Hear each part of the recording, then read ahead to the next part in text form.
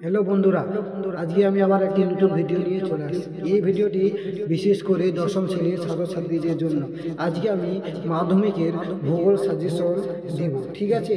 তো কোন কোন প্রশ্ন গুরুত্বপূর্ণ সেই প্রশ্নগুলোই আজকে আমি এখানে তুলে ধরবো তোমাদের কাছে, ঠিক আছে? ভিডিওটি স্কিপ না করে পুরো ভিডিওটি অবশ্যই দেখবে এবং ভালো লাগলে অবশ্যই চ্যানেলটিকে সাবস্ক্রাইব করবে।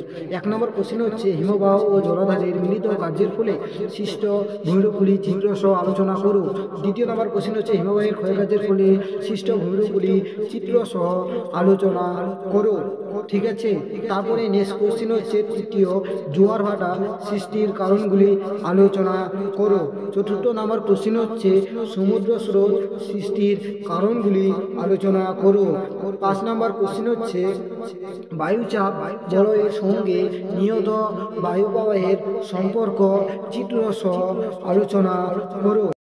6 নম্বর কোশ্চিন হচ্ছে, পূর্ব ও মধ্য ভারতে লৌহ ইস্পাত শিল্পের কেন্দ্রীভবনের কারণগুলি লেখো।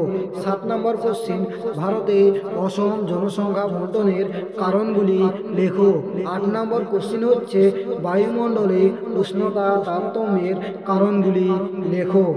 9 নম্বর কোশ্চিন হচ্ছে, পশ্চিম ভারতে পেট্রো রসায়ন শিল্পের কেন্দ্রীভবনের কারণগুলি লেখো।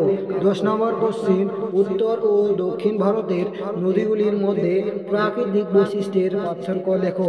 লাস্ট কোশ্চিন হচ্ছে, ভারতের পূর্ব উপকূল ও পশ্চিম উপকূলের বৈশিষ্ট্যের তুলনামূলক আলোচনা করো। এই সমস্ত প্রশ্নগুলি খুব ভালো করে অবশ্যই দেখে যাবে, ঠিক আছে?